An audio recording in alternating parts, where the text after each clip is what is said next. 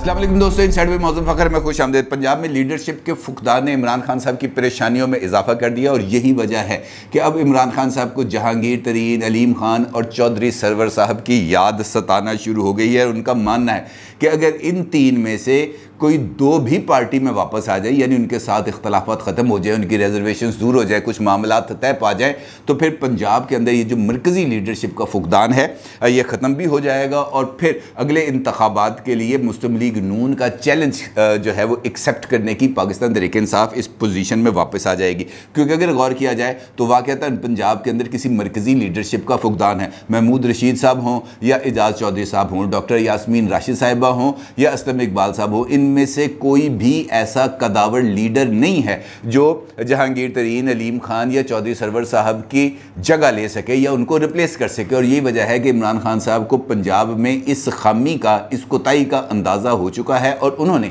एक 3 रुकनी कमेटी कायम कर दी है, जिसमें फवाद चौधरी साहब शामिल हैं, जिसमें परवेज़ खटक साहब शामिल हैं और जिसमें इमरान इस्माइल साहब शामिल है। और इन तीनों पर मुश्तमिल जो कमेटी है वो इन जो रहनुमा हैं जहांगीर तरीन साहब, अलीम खान साहब और चौधरी सरवर साहब, इनसे ना सिर्फ रब्ते करेगी बल्कि कोशिश करेगी बैक चैनल पहले इब्तदाई में कि जनाब इनके साथ कोई मामला तय पा जाए और इस सूरत में उनकी फिर बाद में इमरान खान साहब के साथ मुलाकात होगी और आगे कुछ बातचीत आगे बढ़ेगी। इमरान खान साहब की इस स्ट्रेटजी का जो मेन उनको इस पर कायल करने वाली कौन सी शख्सियत है और इसके साथ साथ इस्टेब्लिशमेंट के साथ जो नाराज़गी है उसको दूर करने के लिए पीटीआई ने कौन से 2 इंपॉर्टेंट कदम उठाए। बड़ा इंपॉर्टेंट इंकशाफ है ये इस्टेब्लिशमेंट की नाराज़गी को दूर करने वाला। इसके ऊपर आपके साथ तफसील से बात करूंगा, लेकिन उससे पहले 2 और खबरें हैं जो आपके साथ शेयर करनी बहुत ही ज़्यादा इंपॉर्टेंट है। सोशल मीडिया पर इस वक्त एक वीडियो वायरल है जो एहसन इकबाल साहब की है और ये वीडियो मोटरवे की है, भेरा इंटरचेंज की है, जहां पर एहसन इकबाल साहब मैकडॉनल्ड्स रेस्टोरेंट के अंदर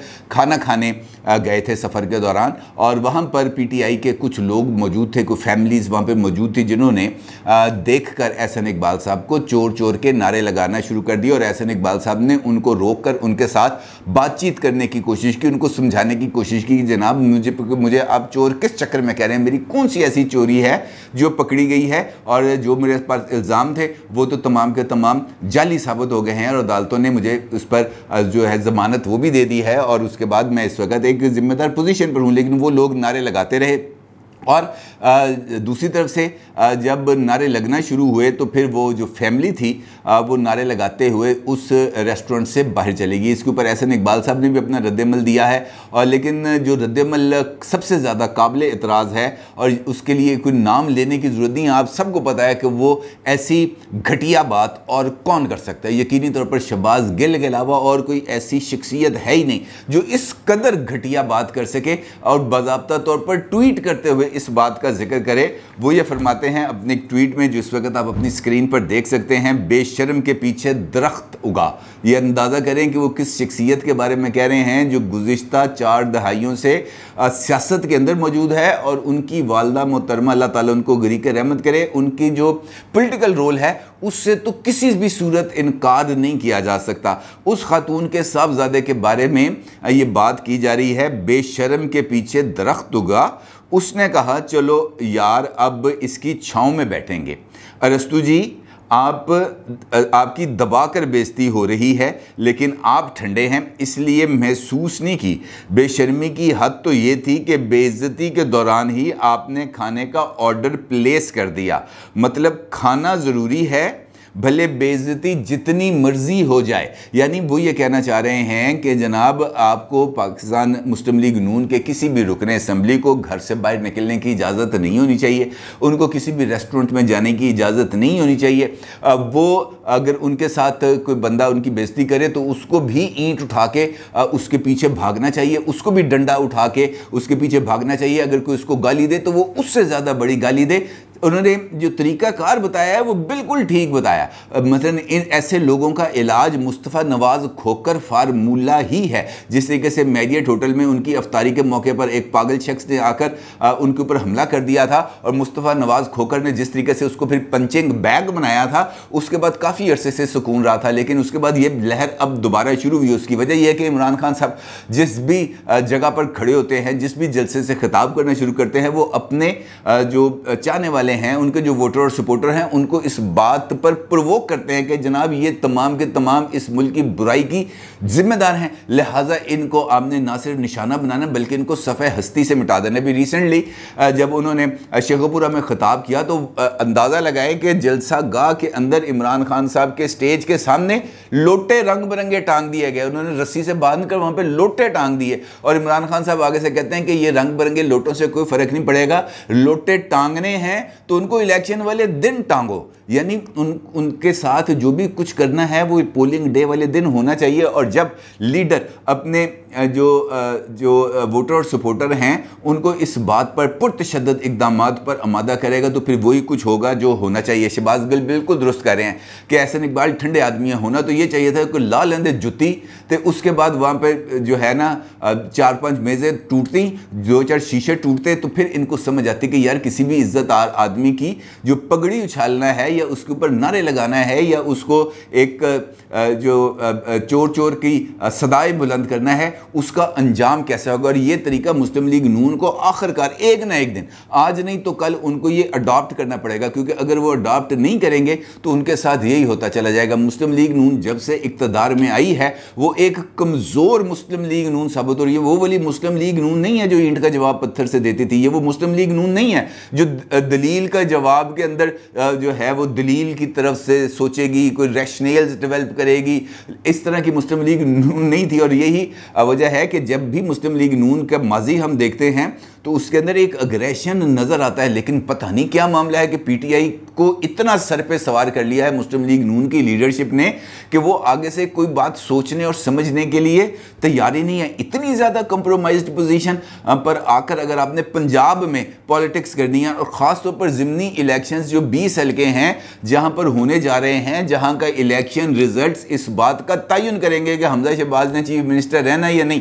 ऐसी सूरत हाल में मुस्लिम लीग नून अगर यूँ दीवार के साथ लगी हुई डरी सहमी हुई नजर आएगी तो फिर कोई हाल नहीं है, फिर वो समझ जाएंगे यहाँ पे उनका बोरिया बिस्तरा गोल हो जाएगा। मरियम नवाज की एक अकेली आवाज़ कब तक इमरान खान को चैलेंज करेगी? उनके साथ कुछ और लोगों को भी सामने आकर मुस्लिम लीग नून की जो लीडरशिप है उनको मरियम नवाज की तरह ही सामने आकर पीटीआई को जवाब देना पड़ेगा, तभी इनको लगामें लगेंगी, अदरवाइज इनको लगामें नहीं लगेंगी। अभी अगर आप देखें तो मरियम नवाज साहिबा ने कल शेखुपुरा में जिस तरह जलसे से खिताब किया और जिस तरीके से उन्होंने इमरान खान को चैलेंज किया, बल्कि जिस तरीके से बिल्कुल वही सलूक किया जो भेरा में एहसन इकबाल साहब के हुआ था, बिल्कुल दुरुस्त किया। क्योंकि पहले मैं ये समझता था कि यार कोई सियासत के अंदर डिसेंसी होनी चाहिए, लेकिन जब आपका मुखालफ डिसेंसी के मानी ही नहीं समझता, जब आपका मुखालफ इस बात को तस्लीम ही नहीं करता कि अदालत के फैसले ज्यादा इंपॉर्टेंट है, कोर्ट ऑफ द लॉ का जो डिसीजन है वो सब पर बाइंडिंग है, उसको मानना पड़ता है, वो कानून की इस इस्तिलाह को तस्लीम करने के लिए तैयार ही नहीं है। इनोसेंट अंटिल प्रूवन गिल्टी, यानी कानून की नज़र में वो बंदा उस वक्त तक बेगुनाह है जब तक उसके ऊपर जुर्म साबित ना हो जाए। और इसके साथ साथ कानून ये भी कहता है कि 100 गुनहगार को बेशक छोड़ना पड़ जाए लेकिन एक बेगुनाह को सजा नहीं होनी चाहिए, लेकिन हम इस बात को तस्लीम करने के लिए तैयार ही नहीं है। हमने जो समझदार लोग, पढ़े लिखे लोग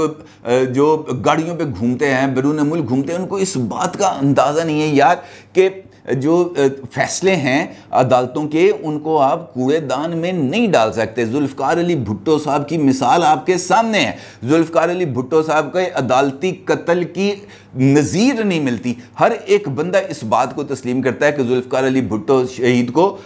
जो है जानबूझकर कानून, आइन, हर एक ज़ाब्ते और इखलाक को पसे पुश्त डालते हुए सिर्फ एक शख्स ने अपने इक़्तिदार को बचाने के लिए सूली पर लटका दिया, लेकिन वो बंदा आज भी मौजूद है। लेकिन उस मुकदमे के फैसले को दुनिया भर की कोई अदालत बतौर जुडिशियल प्रेसिडेंट तस्लीम करने के लिए तैयार ही नहीं होती, क्योंकि वो एक ऐसा अदालती जुर्म है जिसका कोई जवाज़ तलाश नहीं किया जा सकता। लेकिन हम इस बात को तस्लीम करने के लिए आमादा नहीं है और जिस तरीके से हम मजाक बना रहे हैं इसको यकीनी तौर पर पीटीआई की लीडरशिप को सोचना चाहिए। मरियम नवाज साहिबा ने कल शेखुपुरा में जलसे के दौरान बिल्कुल दुरुस्त कहा कि जनाब इमरान खान बुनियादी तौर पर एक ऐसा फितना है जो इस मुल्क में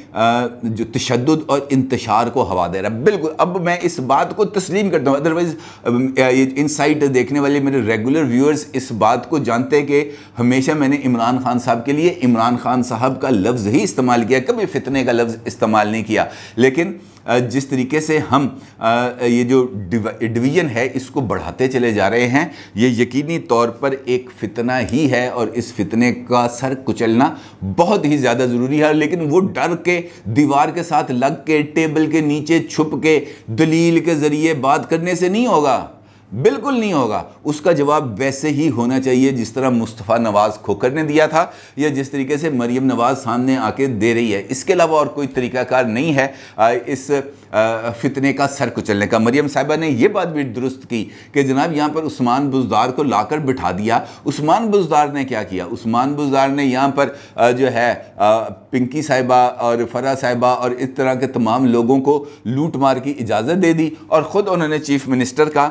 जो स्टेटस था उसको इंजॉय करने के अलावा और कुछ नहीं किया। उनका ये बात कहना भी दुरुस्त है, नवाज शरीफ जेल में हो या लंदन में, ये जमे गफीर नवाज शरीफ से मोहब्बत करना नहीं छोड़ेगा। हकीकतें हैं, इनसे नज़रअंदाज नहीं किया जा सकता। लेकिन जिस तरीके से ये हमारा पॉलिटिकल सिस्टम आगे बढ़ा है, यकीनी तौर पर ये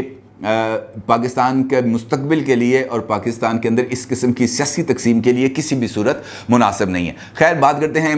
पीटीआई की, जहां पर इस वक्त लीडरशिप का एक वैक्यूम क्रिएट हो चुका है। बुनियादी तौर पर इस वक्त कोई एक ऐसा लीडर मौजूद नहीं है जिसकी जेब भी तगड़ी हो और वो जेब से नोट निकाल के खर्च भी कर सके, पार्टी के ऊपर पूरी तरह तवज्जो भी दे सके, उसकी ऑर्गेनाइजेशनल स्ट्रेंथ्स को भी समझता हो और अगले इलेक्शन के लिए मुकम्मल तौर पर पार्टी को यूँ एक वन यूनिट के तौर पर आगे ले जा सके। और यकीनी तौर पर जहांगीर तरीन साहब हों, चौधरी सरवर साहब हों या अलीम खान साहब हों, इन्होंने पीटीआई को ये वाला रास्ता दिखाया था। चौधरी सरवर साहब चीफ ऑर्गेनाइज़र थे, उन्होंने पंजाब के अंदर पार्टी को बड़े अच्छे तरीके से ऑर्गेनाइज़ किया। जहांगीर तरीन और अलीम खान साहब ने पैसे भी खर्च किए और उसके साथ साथ यहाँ पर पीटीआई को मजबूत करने के लिए, इलेक्टेबल्स को पार्टी में लाने के लिए, इलेक्टेबल्स को जितवाने के लिए हर हल्के की सियासत के एतबार से उन्होंने काम किया। लेकिन अब ऐसा आपको कोई लीडर ऐसा नज़र नहीं आता होगा। शाह महमूद कुरैशी साहब हैं, लेकिन शाह महमूद कुरैशी साहब के अंदर ना जहांगीर तरीन की खुसूसियात है, ना अलीम खान की और ना ही चौधरी सरवर साहब की। वो एक पीर साहब हैं और वो पीर ही रहते हैं। वो उससे अपनी पोजीशन से नीचे आकर लोगों के साथ इतना ज़्यादा घुलते मिलते नहीं हैं। आम लोगों के साथ भी वो एक फासले पर रहकर बात करते हैं। और वैसे भी वो मरकज़ी लीडर है। वो जो है पंजाब की पॉलिटिक्स के अंदर अगर वो आ भी जाएंगे, पीपल्स पार्टी की जब वो थे पीपल्स पार्टी में, तब वो पीपल्स पार्टी के प्रेसिडेंट रह चुके हैं पंजाब के। लेकिन उस वक्त भी पंजाब में बेनज़ीर भुट्टो साहिबा का करिश्मा जो था वो मौजूद था और उस छतरी के नीचे शाह महमूद कुरैशी साहब की पॉलिटिक्स चलती थी। इस वक्त शाह महमूद कुरैशी साहब भी इफ़ेक्टिव नहीं है। इसलिए ज़रूरत इस बात की समझी गई कि जनाब इन तीनों में से किसी से रब्ता किया जाए और अगर कोई दरमियानी रास्ता निकलता है, कुछ सेटलमेंट हो जाती है तो वापस लाया जाए। और ख़ास तौर पर फोकस है चौधरी सरवर साहब पर। जहांगीर तरीन साहब अलील भी हैं, इस वक्त सियासी सरगर्मियों से दूर भी हैं। अलीम खान साहब तो बिल्कुल उन्होंने अपने इमरान खान साहब के साथ राब्ते मुकम्मल तौर पर ख़त्म किए हुए हैं। चौधरी सरवर साहब ऐसे हैं, जब उनका ये जो निकाला गया उनको गवर्नर हाउस से, तो उसके बाद से वो पॉलिटिकली इतने ज़्यादा एक्टिव नहीं हैं और ना ही उन्होंने फ्रंट पे आकर इमरान खान साहब से कोई बात की है। लिहाजा पहले मरहले में चौधरी सरवर साहब, उसके बाद अलीम खान साहब और सबसे आखिर में जहांगीर तरीन साहब के साथ रब्ता होगा। और जो तीन असहाब हैं उनकी मैंने आपको बता दिया कि ड्यूटियाँ लगा दी गई हैं। इसी तरीके से इस्टेब्लिशमेंट वाला जो मामला है ये भी बहुत ही ज़्यादा नाजुक है, क्योंकि पीटीआई ने इस बात का इतराफ़ तो किया है, इमरान खान साहब ने भी इस बात का इतराफ़ किया है कि नंबर्स उन्होंने अनब्लॉक कर दिए हैं। कोशिशें जारी है इस्टेब्लिशमेंट को मनाने के भी, राज़ी करने के भी और सुलह का भी कोई दरवाज़ा खोलने के लिए। और उसके लिए जो इस्टेब्लिशमेंट का सबसे बड़ा एतराज़ है वो पीटीआई की तरफ से चलने वाले सोशल मीडिया पर ट्रेंड्स हैं, जहाँ पर इस्टेब्लिशमेंट की सरकर्दा शख्सियात के बारे में ना सिर्फ नाजेबा ज़ुबान इस्तेमाल की गई बल्कि नाजेबा तरीन जो ट्रेंड्स हैं वो भी चलाए गए। और इसके बारे में पीटीआई के एक अहम लीडर फवाद चौधरी साहब ने एक इंटरव्यू में इस बात का इंकशाफ किया है कि पीटीआई ये जो इस्टेब्लिशमेंट है इसकी जो रिजर्वेशंस है इसको दूर करने के लिए संजीदगी के साथ काम कर रही है और ये जो बदगुमानियाँ या जो तलखियाँ पैदा हो गई हैं इनको ख़त्म करने के लिए भी अब बहुत ही ज़्यादा आउट ऑफ द वे जाकर भी कोशिश करी है। और उन्होंने इस बात का भी इंकशाफ किया कि सोशल मीडिया पर चलने वाले ट्रेंड से पीटीआई का कोई ताल्लुक नहीं है, बल्कि पीटीआई की सोशल मीडिया टीम ने 3 अलग अलग ये जो ट्रेंड्स बने हैं इनकी रिपोर्ट्स तैयार की हैं और जिसके अंदर इस बात की वजाहत की गई है कि जनाब इस ट्रेंड से ऑफिशियली पाकिस्तान तहरीक इंसाफ का कोई ताल्लुक नहीं है और ये रिपोर्ट्स इस्टेब्लिशमेंट के साथ शेयर भी की गई हैं। जब उनसे मोहम्मद मालिक साहब ने सवाल पूछा और उनसे ये कहा कि जनाब FIA ने भी एक रिपोर्ट तैयार की है और FIA का ये कहना है कि पाकिस्तान ये जो तहरीक इंसाफ है इसने जानबूझकर इस्टेब्लिशमेंट की सरकर्दा शख्सियात के खिलाफ ट्रेंड्स चलाए। तो फवाद चौधरी साहब का कहना था कि जनाब ये जो ट्रेंड्स ये जो रिपोर्ट है FIA की ये झूठी है, हम इस बात को तस्लीम नहीं करते। लेकिन उनका ये कहना था जब उनसे पूछा गया कि यार आप तो उनको न्यूट्रल्स का नाम लेके बोलते हैं और फिर आप उनके साथ उनको सियासी रोल की तरफ खींचते भी हैं और उनसे सियासी मदद भी मांग रहे हैं, तो फवाद चौधरी साहब का ये कहना था कि न्यूट्रल नहीं है, इसके अंदर कोई दो राय नहीं है, वो सियासी खेल के एक अहम प्लेयर हैं और सियासी खेल में से आप उनको निकाल नहीं सकते। लिहाजा हम सियासी पार्टी हैं और हमने सियासी प्लेयर के साथ बातचीत तो करनी है। हाँ, अगर पाकिस्तान की अदलिया और पाकिस्तान की इस्टेब्लिशमेंट दोनों सियासी खेल से अपने आप को अलग कर लें, कोई अपना इस हवाले से एक विजन, एक प्रॉपर इस बात की कोई चीज़, कोई ठोस शवाहिद हमारे सामने आए, तो फिर हम इस बात पर गौर कर सकते हैं कि इस्टेब्लिशमेंट को हमें इस खेल में नहीं घसीटना चाहिए। लेकिन up till now they are the key player और लिहाजा हमें उनके साथ ना सिर्फ बातचीत करनी है और उनको इंगेज करना। अब ये वाला नुक्ता जो फवाद चौधरी साहब का है ये बहुत ही ज़्यादा अहमियत का हामिल है, क्योंकि कहते हैं न्यूट्रल नहीं है बल्कि सियासी खेल का एक अहम प्लेयर है और सियासी खेल के अहम प्लेयर के साथ हमने बातचीत करनी है। दूसरी जानिब सियासी खेल के इसी अहम प्लेयर के बारे में इमरान खान साहब ये दावा करते हैं कि अगर मुझे दीवार के साथ लगाया गया तो मैं नाम लेने पर मजबूर हो जाऊंगा। जब जावेद चौधरी साहब के साथ बात करते हैं उनसे पूछा जाता है कि जनाब कौन है इस वक्त ये मौजूदा सूरत हाल का जिम्मेदार, तो कहते हैं सिर्फ एक शख्स, यानी एक जानिब अब वो इस्टेब्लिशमेंट के साथ बातचीत की ख्वाहिश का इजहार भी कर रहे हैं, दूसरी जानिब इस्टेब्लिशमेंट को दीवार के साथ लगाकर उनके ऊपर दबाव में इजाफा भी करते जा रहे हैं और इसके साथ साथ धमकी भी दिए जा रहे हैं कि जनाब अगर 17 जुलाई के इलेक्शन में PTI ने 16 सीटें ना जीती तो उसके बाद फिर हालात की जिम्मेदारी हम पर नहीं होगी, जिम्मेदार कोई और होगा। यानी PTI ने हर एक सूरत इस एक बात को तस्लीम कर लिया है कि जनाब वो न्यूट्रल नहीं है, वो एक सियासी प्लेयर हैं और अगर हम PTI ये इलेक्शन हारती है 17 ज़िमनी ये जो 17 जुलाई के इलेक्शंस हैं तो उसकी भी जिम्मेदारी उन्होंने हमजा शहबाज या शहबाज शरीफ पर तो फिक्स करनी ही करनी है, लेकिन उसका ज़्यादा जो बर्डन आएगा वो इस्टेब्लिशमेंट पर आएगा और उस बर्डन के नतीजे में PTI अपने लिए कुछ गुंजाइशें हासिल करने की कोशिश करेगी। अब देखने यह है कि PTI का ये प्लान कामयाब होगा या नहीं। अपनी राय का ज़रूर इजहार कीजिएगा। आपका बहुत शुक्रिया। अल्लाह हाफिज़।